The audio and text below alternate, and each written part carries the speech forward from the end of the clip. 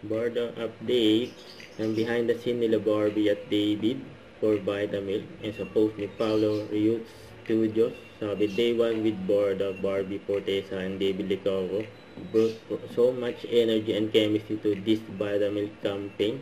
Yun, no? Ay makapanood yan sa YouTube and search nyo lang yung pangalan ni Paulo Rios. Yan, from pick up to pack up. Tsaka congrats kay David and wagi pa nga si David sa 3rd Philippine District Men and Women of Excellence 2025 bilang District TV Actor of the Year. Tsaka ito pa yung behind the scene ni David for Rolling Stone. Yun, no? Ayan, gwapo ni David, oh. Tapos ito naman kay Barbie. Banding na magkumare sila Barbie at Kailin. Ayan, kumain sila sa isang restaurant at nanood sa sine.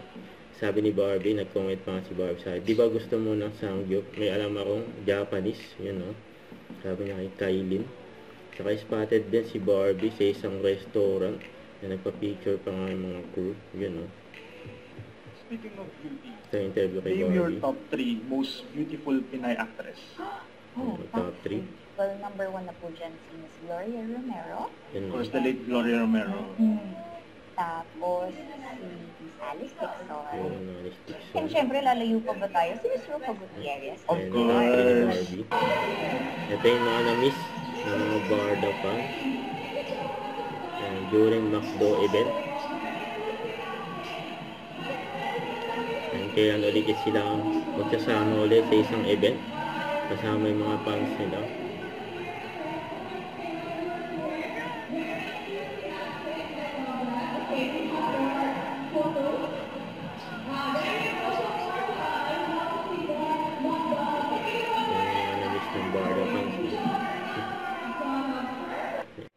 Don't forget to subscribe, click the notification bell for more updates. This is with Short Action Vlog. Stay tuned for more videos.